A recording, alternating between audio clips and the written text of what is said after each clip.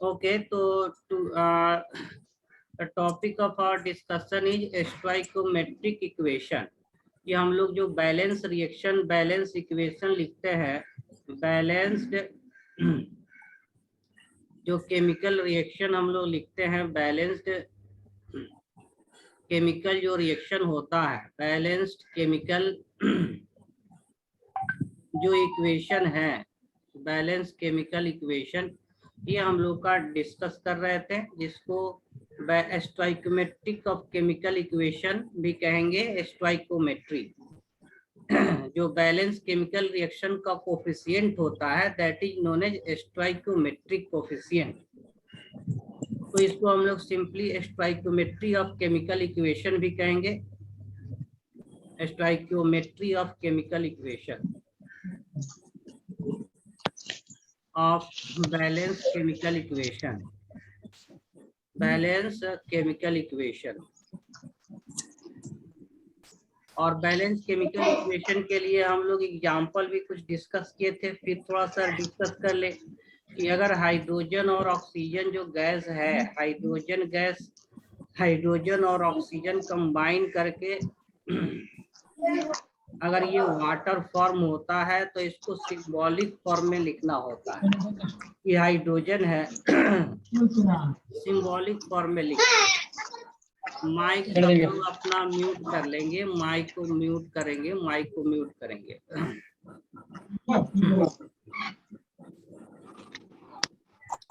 ठीक है कि हाइड्रोजन है, हाइड्रोजन गैस का फॉर्मूला H2 हो जाता है, और गैस है तो इसलिए इसको G के फॉर्म में लिखेंगे। और एक से ज्यादा रिएक्टेंट होता है, ऑक्सीजन भी गैस है तो प्लस साइन के साथ लिखते हैं। एरो होता है जो डायरेक्शन ऑफ रिएक्शन को बताता है। I am unable to join the class, please send another link। नहीं, लिंक तो सब लोग ज्वाइन कर लिए हैं, कैसे आप अनेबल हैं?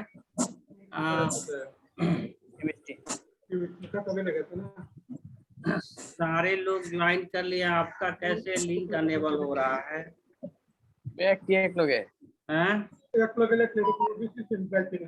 फिर से रीज्वाइन स्कूल पढ़ाइबो আমার থেকে जर्मी करो स्कूल बांट के पढ़ाइबो। वेट मिनट से आपका नेटवर्क प्रॉब्लम होगा, नेटवर्क प्रॉब्लम जो है कि उन की बात केला जाने की बात আছে online पढ़ाइले उतरा देखी बैजन तक फ्री वैसे पढ़ाइले देबो एक उदा पढ़ा। हां सर कंटिन्यू कीजिए सर, रिकॉर्डेड से आप कर सकते हैं ना सर? मिल जाएगा, ठीक सही बोले है। ओके, तो हाइड्रोजन माइक सब लोग म्यूट कर लेंगे। রাওনা পড়াইলে নোট সুট যে পড়ে দছে দেখি পড়ে দছে নোট দিতে কইবা আমি যে পরে আমি ছোরা আমার করব। देखिए तो किनका माइक ऑन है? আর যে গুটি আমি চাই এডমিশন লইছ না, আর যে 3000 যে 300 লইব কুছ রেডি করব বলতে। तो माइक ऑन है 300 বদন লিছে ना, पर 3000 जे बोलबो सर। ये जकारिया बोल के कोई है सर। हाँ एक मिनट। ए भाई अपना माइक ऑफ कर। चलिए ठीक है, ऑफ कर लिया सर उसने। हाइड्रोजन ऑक्सीजन, और ये जो है कि वाटर बनेगा, और वाटर जो है कि लिक्विड फॉर्म में बन जाता है। तो देखिए ये रिएक्शन का जो है कि एक्सप्लेनेशन हो गया कि किस टाइप का रिएक्शन है। हाइड्रोजन ऑक्सीजन कंबाइन करके वाटर फॉर्म हो रहा है, वाटर फॉर्म हो रहा है। और हाइड्रोजन इसको सिंबॉलिक फॉर्म में हम लोग लिखते हैं, सिंबॉलिक फॉर्म में लिख दिए। ये इक्वेशन हो गया केमिकल इक्वेशन। ये केमिकल गिवन केमिकल रिएक्शन का जो है कि ये केमिकल इक्वेशन हो गया, जिसमें एरो का हम लोग यूज करेंगे, और राइट हैंड साइड और लेफ्ट हैंड साइड रिएक्टेंट और प्रोडक्ट को लिखते हैं। This is the given chemical reaction. Sir class अभी स्टार्ट किया ना? हाँ, given chemical reaction. This is the symbolic form में जो रिएक्शन को लिखते हैं, केमिकल इक्वेशन हमारा हो गया। केमिकल जो है कि इक्वेशन जो है कि हो गया, और फिर इसको बैलेंस करते हैं, थर्ड स्टेप में बैलेंस करते हैं। तो बैलेंसिंग में दोनों साइड एटम ऑफ इक्वल होना चाहिए। 2 ऑक्सीजन एटम है, यहाँ पर एक ही ऑक्सीजन एटम है, तो इसको 2 करने के लिए पूरे मॉलिक्यूल को 2 से हम लोग मल्टीप्लाई करेंगे, पूरे मॉलिक्यूल को जो है कि 2 से मल्टीप्लाई करेंगे, तो ये 2 ऑक्सीजन एटम रिप्रेजेंट कर रहा है। लेकिन हाइड्रोजन एटम फिर 4 हो जा रहा है, क्योंकि हाइड्रोजन को ऐसे लिखेंगे कि एक मॉलिक्यूल में 2, ये सब स्क्रिप्ट जो होता है ये नंबर ऑफ एटम पर मॉलिक्यूल बताता है। देखिए इस तरह अगर सिंबॉलिक जो है कि XHY का मीनिंग क्या है कि ये नंबर ऑफ मॉलिक्यूल, X क्या हो गया, नंबर ऑफ मॉलिक्यूल हो गया, Y क्या हो गया, ये नंबर ऑफ एटम हो गया पर मॉलिक्यूल। नंबर ऑफ एटम जो है ये पर मॉलिक्यूल होता है, एक मॉलिक्यूल में कितना एटम होगा ये Y डिनोट करता है। तो ये 2 नंबर ऑफ एटम है पर मॉलिक्यूल और टोटल मॉलिक्यूल 2 है, तो इसमें टोटल 4 हाइड्रोजन एटम हो गया। तो हाइड्रोजन एटम इधर 4 हो गया, तो इस साइड भी 4 करने के लिए 2 से मल्टीप्लाई करेंगे। तो एक जो कोफिशिएंट है ये नंबर ऑफ मॉलिक्यूल, जिसको X से लिखे हैं, ये नंबर ऑफ मॉलिक्यूल डिनोट करेगा, और इसको कहते हैं सबस्क्रिप्ट, नहीं सुपरस्क्रिप्ट सबस्क्रिप्ट। ये जो है नंबर ऑफ एटम पर मॉलिक्यूल डिनोट करता है। तो ये सब बेसिक सिंबल जो है कि हम लोग को ध्यान रखना है। तो ये बैलेंस रिएक्शन केमिकल रिएक्शन हो गया। अच्छा और एग्जांपल एक ले लेते हैं बैलेंस, बोलिए, ठीक है। चलिए एक और एग्जांपल जो है बैलेंसिंग का अगर हम लोग डिस्कस कर ले,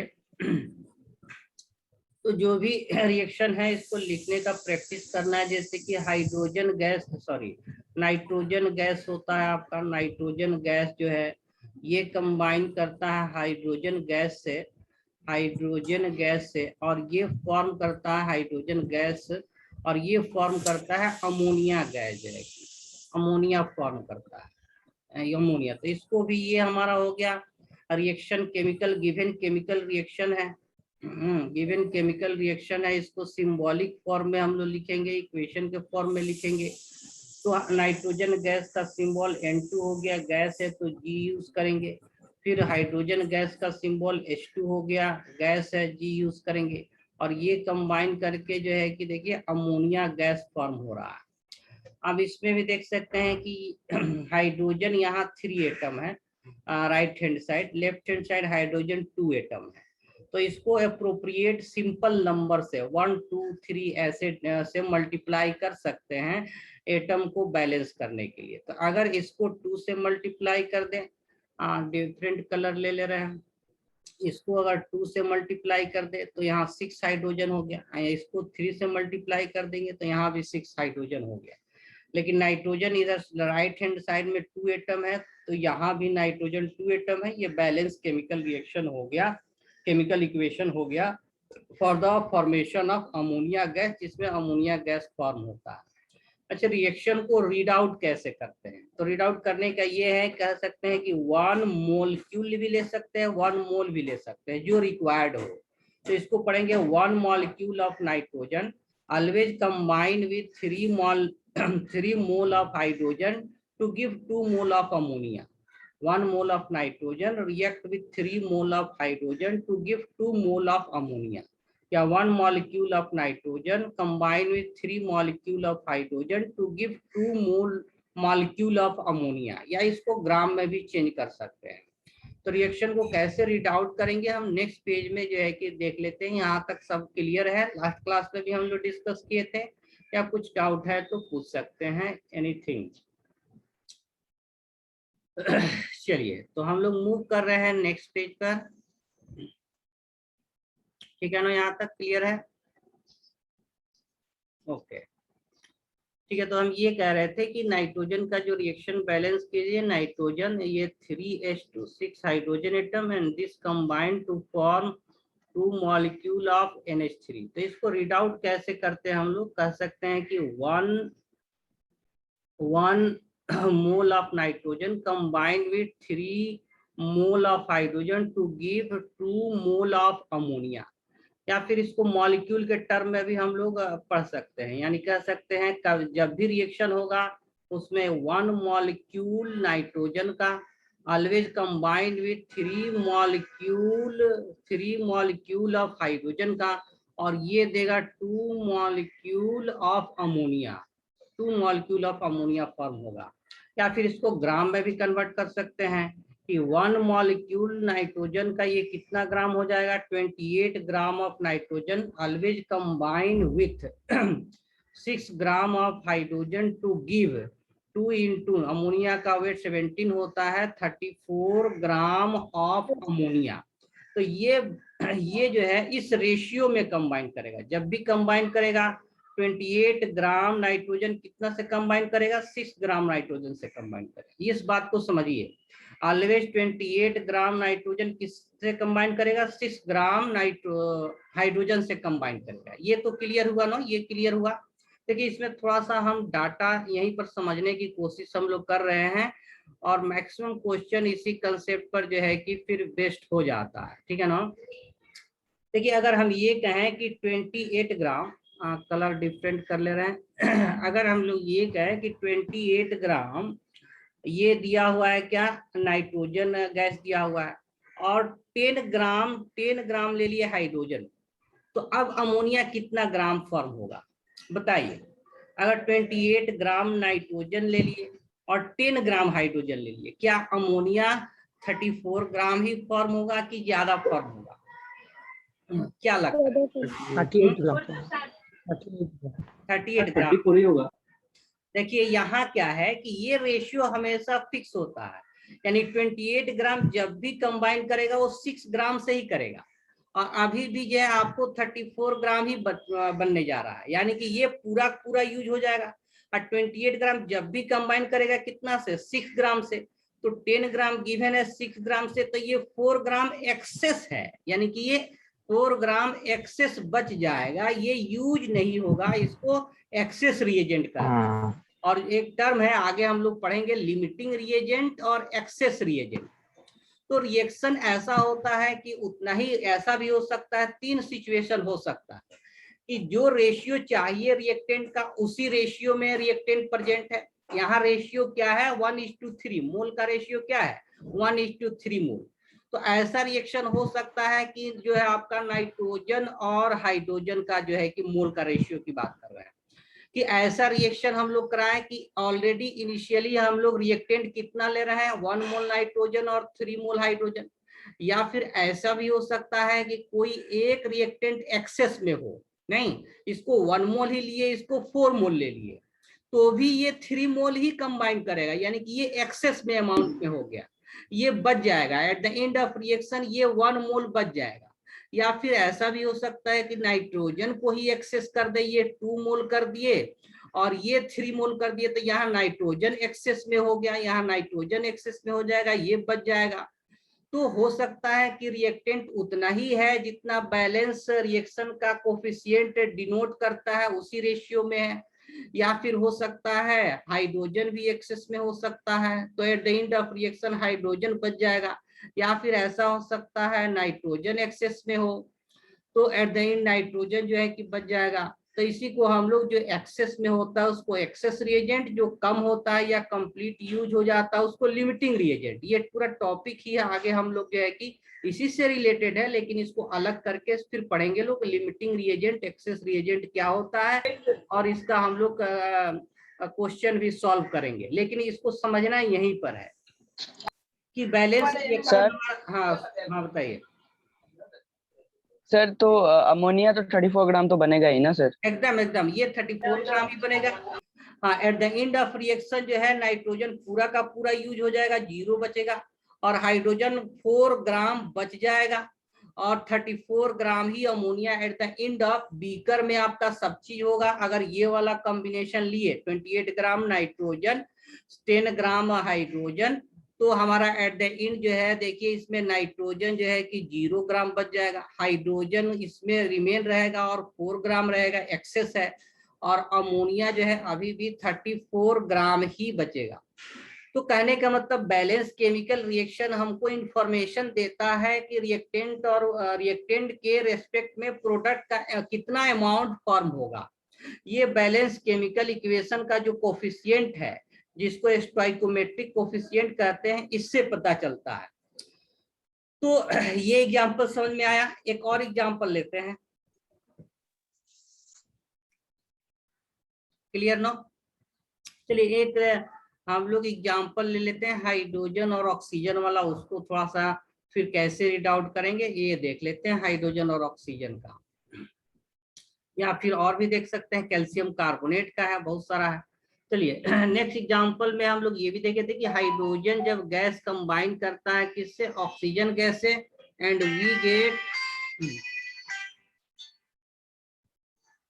हाइड्रोजन गैस कंबाइन करता है ऑक्सीजन गैस से and we get H2O, water form होता है। वाटर जो है कि लिक्विड फॉर्म होता है हाइड्रोजन गैस के रूप में, ऑक्सीजन जो है कि गैस के रूप में यूज करते हैं। अब जो बैलेंस रिएक्शन हमारा है, ये 2 ऑक्सीजन एटम है तो 2 ऑक्सीजन ले लिए और 4 टोटल हाइड्रोजन एटम होता है। तो इसको ऐसे रीड करेंगे कि 2 मोल जो है कंबाइन करेगा हाइड्रोजन का with 1 mole of oxygen and we will get 2 mole of water. या मॉलिक्यूल के टर्म में इसको अगर रीड आउट करना है तो कहेंगे 2 मॉलिक्यूल ऑफ हाइड्रोजन।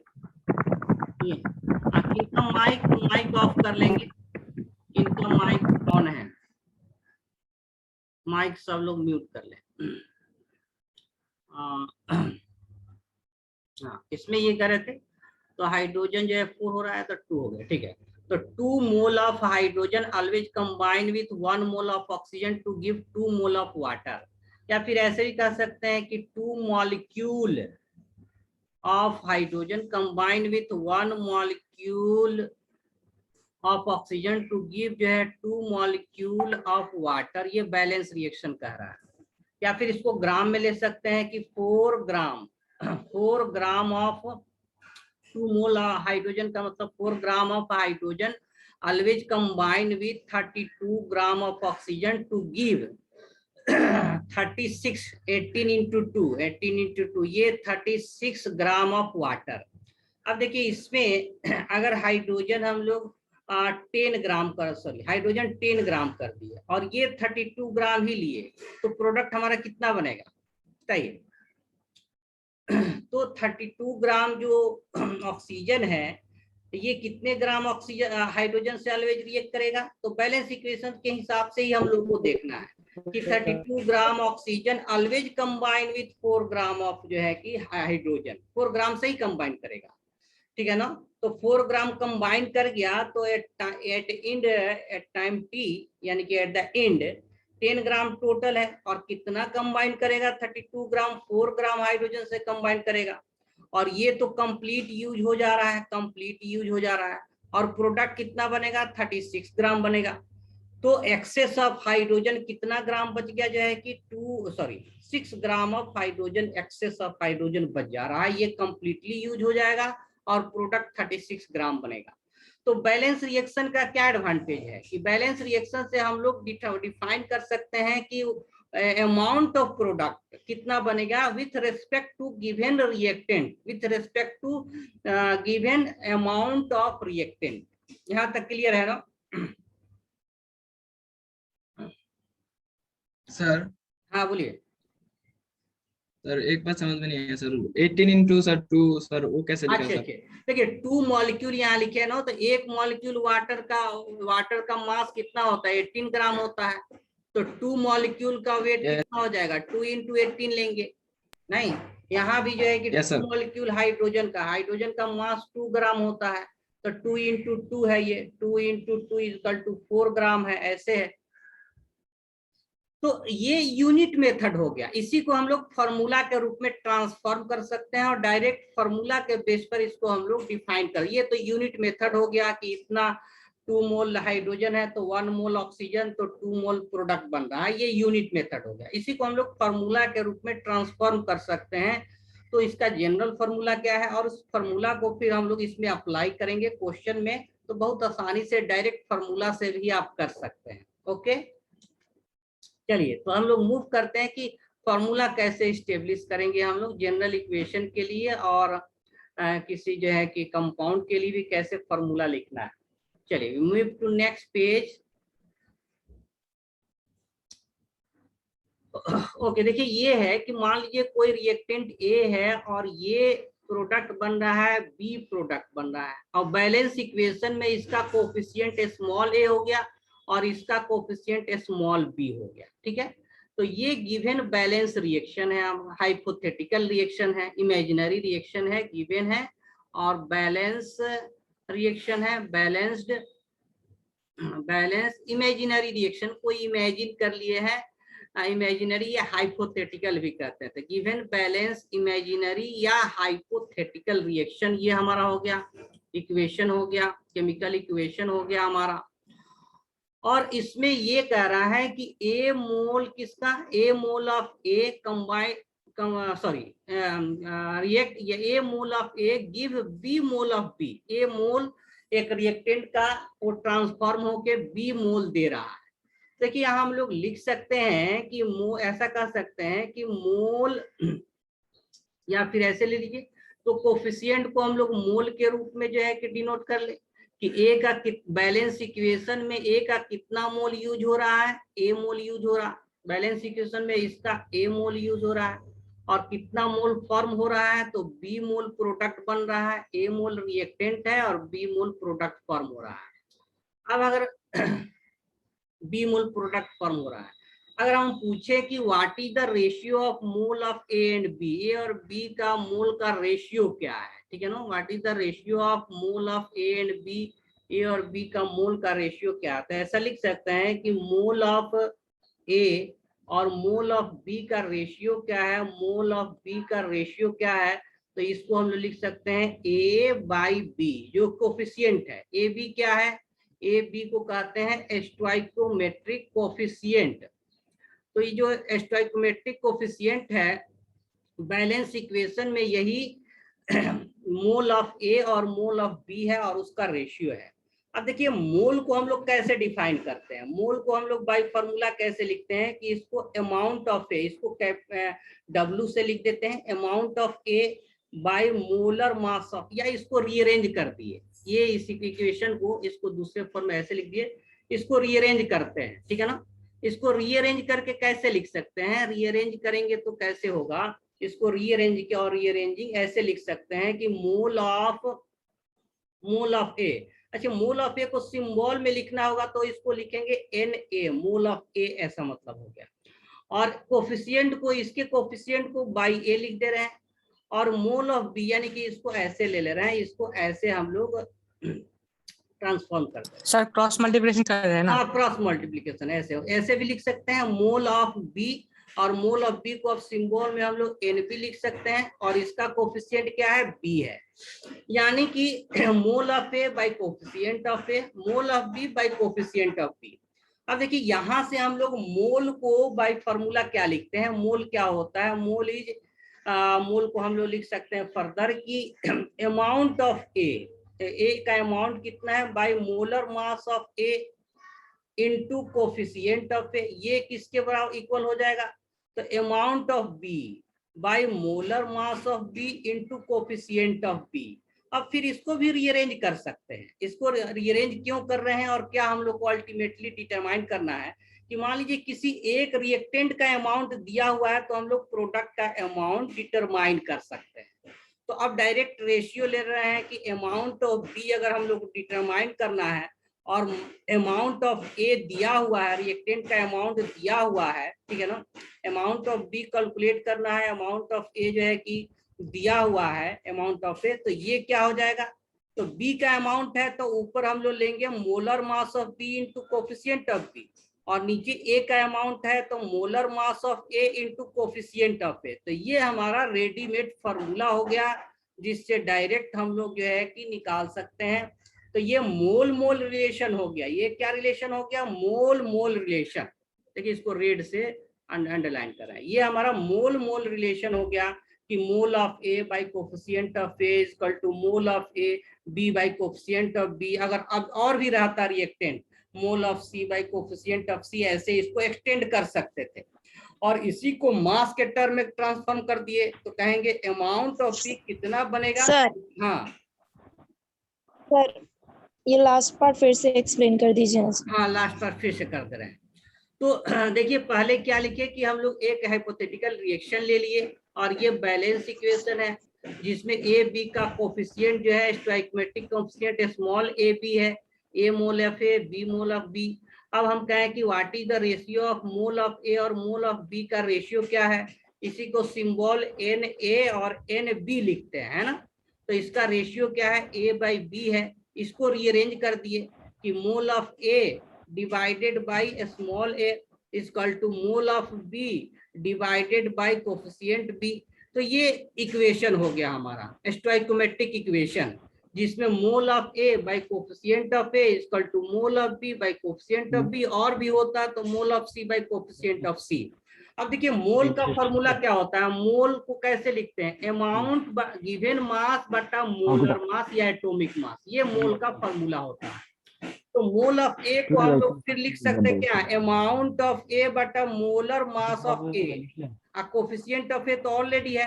वैसे ही बी, मोल ऑफ बी के लिए क्या लिख सकते हैं, amount of B by molar mass of B, coefficient तो ऑलरेडी है। फिर इसको रीअरेंज कर दिए। रीअरेंज क्यों कर रहे हैं कि हमको अमाउंट ऑफ बी डिटरमाइन करना है। हाँ, अमाउंट ऑफ ए गिवन रहेगा तो अमाउंट ऑफ बी कितना होगा, तो कुछ नहीं, उसका मोलर मास और कोफिशिएंट का मल्टीप्लिकेशन होता है, मोलर मास और कोफिशिएंट का मल्टीप्लिकेशन होता है। तो इस इक्वेशन को एक बार फिर फ्रेश से लिख रहे हैं, ठीक है ना, फिर फ्रेश से लिख रहे हैं। यहाँ तक कोई दिक्कत है तो पूछिए।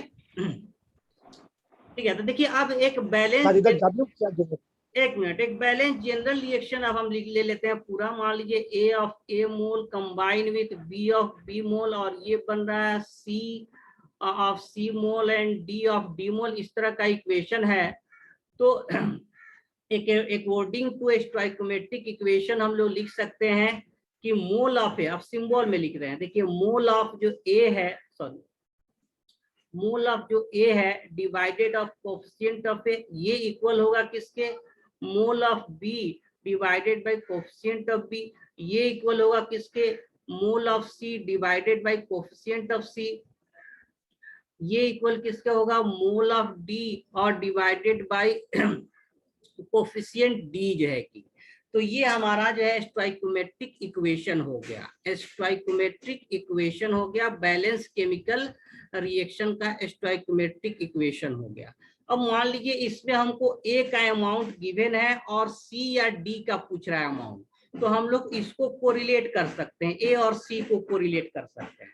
तो देखिए फिर इसको ए और सी को अगर लेंगे तो mole of A divided by coefficient A, और इसको लिख सकते हैं इक्वल होगा किसके, mole of C by coefficient C होगा।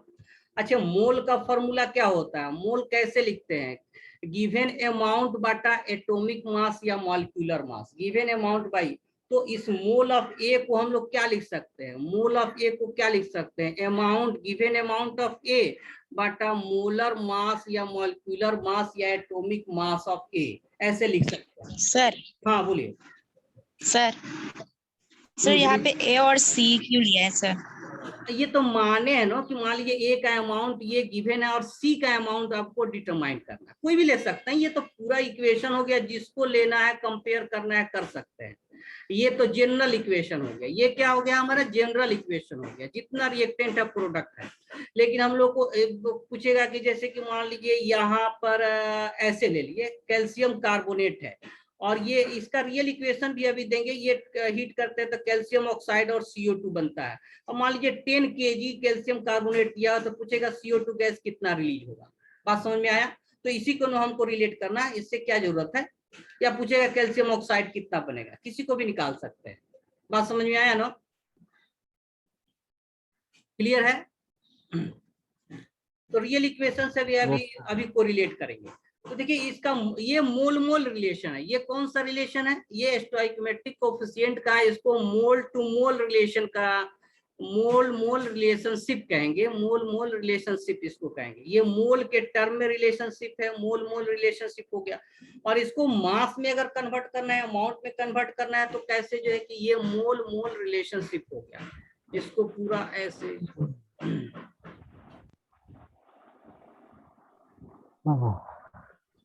इसको अलग से लिख लेंगे। तो ये कह रहे थे कि दिस इज, ये जो इक्वेशन हुआ stoichiometric equation, this is mole mole relationship कहते हैं। ये मोल मोल रिलेशनशिप हम लोग का हो गया, और इसको हम लोग मास के टर्म में कन्वर्ट कर सकते हैं किस फॉर्मूला का यूज करके, mole equal to given mass बटा जो है कि एटॉमिक मास, ए का लेना है तो ए बाई एटॉमिक मास ऑफ ए या मॉलिक्यूलर मास ऑफ ए। तो देखिए इसको हम लोग लिख सकते हैं given mass of A divided by जो है कि molecular mass of A into coefficient A, molecular mass of A coefficient A, और सी को क्या लिख सकते हैं गिवन मास ऑफ सी बटा molecular mass of C into coefficient C हो गया। इसको फिर रीअरेंज कर देते हैं। रीअरेंज कैसे कर देते हैं सकते हैं, तो वेट को एक साइड ले लेते हैं, मास को एक साइड ले सकते हैं।